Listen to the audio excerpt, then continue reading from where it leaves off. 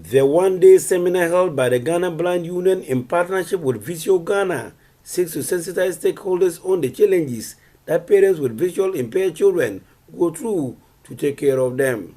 The seminar, which is a sequel to an earlier one held in 2020, simple put, is about the welfare of visual impaired children aged between 0 and 15 years. Executive Director of the Ghana Blind Union, Dr. Peter Obenasamo, noted that the age bracket of 0 to 15 years is carefully chosen because they are the formative years of the child's development, and if it is not managed well, it will lead to a bleak future for them.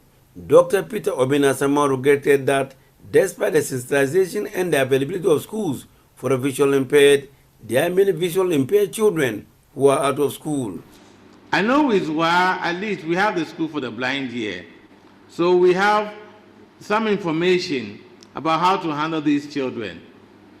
But ladies and gentlemen, I regret to tell you that in spite of all this, there are still many children who are not in school. There are still many parents who even claim that they haven't even heard of education of blind children. There are still many children who are still locked behind doors. And there are still many situations where the children just grow up, and that is it. They just grow up without a future. He considered that the cost of learning materials for the visual impaired is very costly, but that should not deter parents of visual impaired children from taking them to school. Materials for blind persons are very expensive all the time, and they have always been so. For example, if I take a Perkins Braille, a Perkins Braille, which is writing equipment, it costs you about 12,000 Ghana cedis. Not the typewriter. Yes, it costs about 12,000.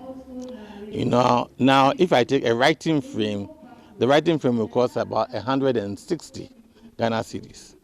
So if you look at the cost of, let's say, the writing frame, 160 Ghana cedis, and you compare that to the cost of a pen or a pencil and an exercise book, you see that the education of the blind child is very expensive. But then again, that is no excuse to say that because it is expensive, so these children should be denied this thing, education. I believe it is government's responsibility to ensure that all children, whether they are blind or not, get proper education.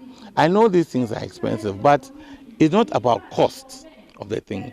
It's about the value that the things bring to the lives of this individual and ultimately the country as a whole, because this person will grow and contribute to our social environment. Right now we have blind teachers who are teaching sighted people, sighted children. So they are contributing to our society. The Ghana Blind Union Executive Director has this advice for parents of visual impaired children and the community. If a child is blind or partially, I think the parents, please, it is your responsibility.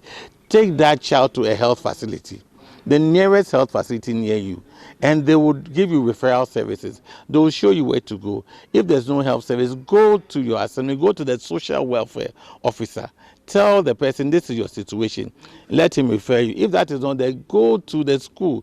You know that we have some certain schools, Wild School for the Blind, we have a coupon school for the blind. Any school, take the child there and seek guidance, seek advice. Don't keep your children indoors. Don't hide your children. The situation has changed. There's hope. And community, please.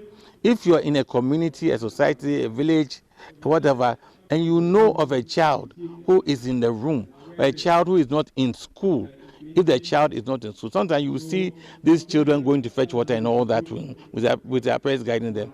If you know of any such child, please go straight to the social welfare department and talk to them. The workshop was attended by educationists, chiefs, queen mothers, religious leaders, and health practitioners. Reporting for Joy News, Rafik Salam. Wow.